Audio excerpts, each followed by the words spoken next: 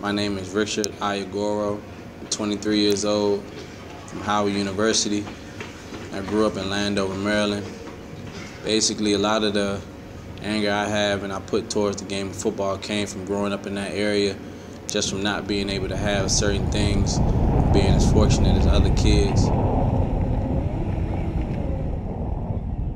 As I'm going on this journey to the NFL, it's just the need to want to provide for my family, and especially my mother. Right now, she's a single parent. My father died in 2005. So basically, ever since then, I've just been trying to do everything for my mother and just provide for her in more ways than just one. Basically, every day, I make sure I wake up and I go hard every day just for her, just to make sure that at the end of the day, I could bring home something for her just to make her proud each and every day. My situation, I remember it was times where I was in community college and I was working out on my own. I joined the community college track team. I didn't compete, but I was just practicing every day because I knew in the back of my head, like, I have to get faster for football. I don't know where I'll be playing, but I just knew I had to get faster. I just knew I had to keep working. So regardless of any situation I've ever been in, I've always found a way to make it work. I've always found a way to just keep going and just keep being persistent and just keep my faith in God, really. I think that's what really carried me through this far. And now it's almost like, for all those years of trouble, like all those years that was like stressful for me, it's almost like now it's God's way of saying, like, He got me. He's gonna take care of me and stuff like that. With the world, just because I know it's other kids out there who playing football who only have single parents, whether it's mother or a father. And unfortunately, I lost my father, but the way I look at it, I think it was a blessing in disguise, because if I didn't lose him, then it wouldn't have made me the man I am today. So I definitely want to be able to tell kids growing up, just because you have one parent, that's not an excuse for you to not make it or to not give your all each and every day, whether that's going to school, getting good grades, or just coming out and just competing every day. I don't know. I think my purpose here on earth really was to just help people. I'm a helper. Even if I see like one of my teammates on the field, like if they don't know how to do something, I'll take the time out to help that person, even if I know they might not have it down today, I'll still help, because everybody been hit with adversity, whether it's been with, finding a school that fits me, whether it's been with, just dealing with mental problems, just dealing with, family struggles and things like that. Regardless of the adversity I was faced with, I always found a way to overcome it.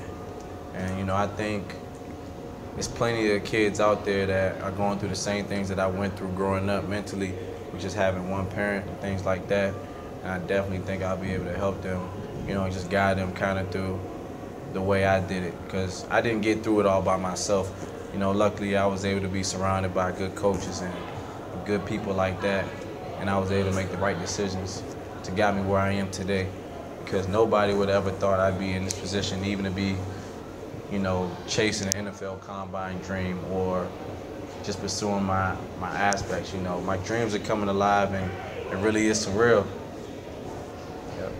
I didn't like it up there in New Hampshire. Then my second semester, my freshman year, I went to community college, took some classes there, and I transferred to a school, Elizabeth City State University, down in North Carolina.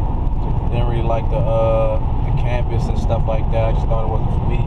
Then I finally transferred to Howard University in the spring of 2012, and there I felt that fit. And like a lot of the teachers in School of Business, like, they knew me because they knew my father.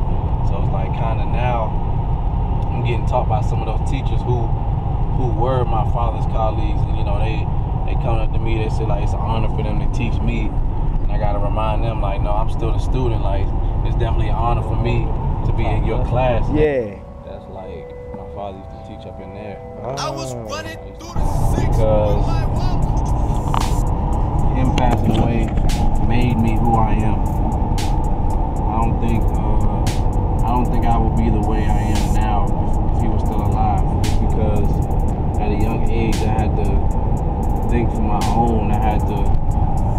lot of critical decisions on my own.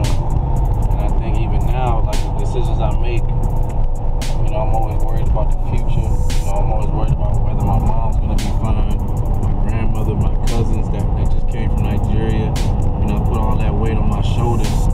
And, you know, in this process, I'm really trying to make this thing work.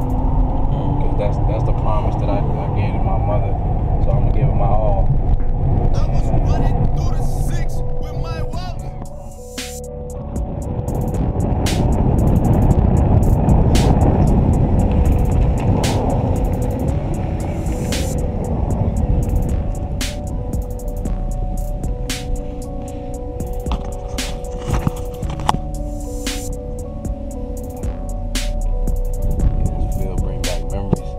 Over there, when I was 5 years old, we couldn't play tackle football, so we had to play flag football on that field over there.